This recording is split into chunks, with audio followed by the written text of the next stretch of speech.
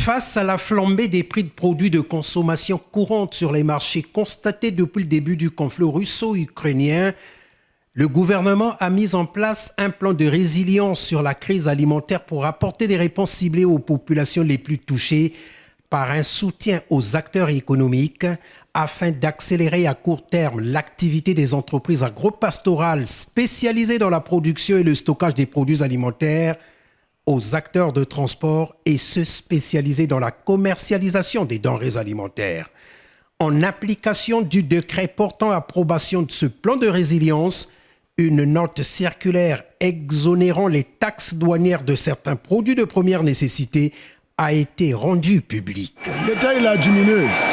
Tout ce qu'il a levé la douane, il a levé le péage. Nous sommes fiers. Nous on souffre. Le carton par exemple du Corvinal. On achète ça à 30 000, maintenant on donne ça à 40 000. Alors que l'État il a diminué, nous sommes fiers.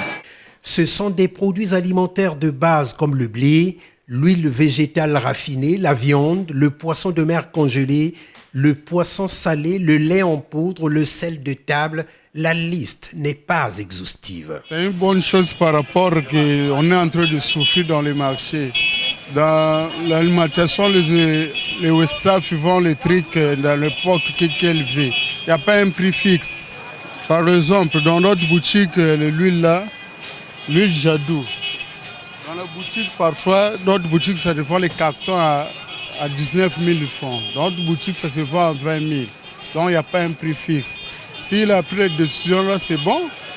Il y a des gens qui l'amènent 3 000 dans les marchés. Tu lui proposes un litre à lui, à 2 000. Mais il va faire quoi pour faire les marchés?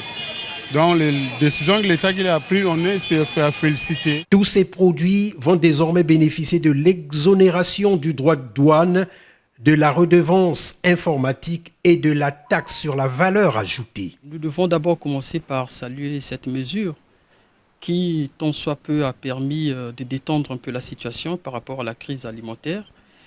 Et toutefois, en tant qu'union patronale des opérateurs économiques du Congo, nous demandons au gouvernement, à long terme, d'essayer de voir comment mettre en place des mesures d'accompagnement et protéger la production locale. Cette décision du gouvernement, saluée à tout point de vue par les consommateurs, participe de la volonté des gouvernants de lutter contre la vie chère.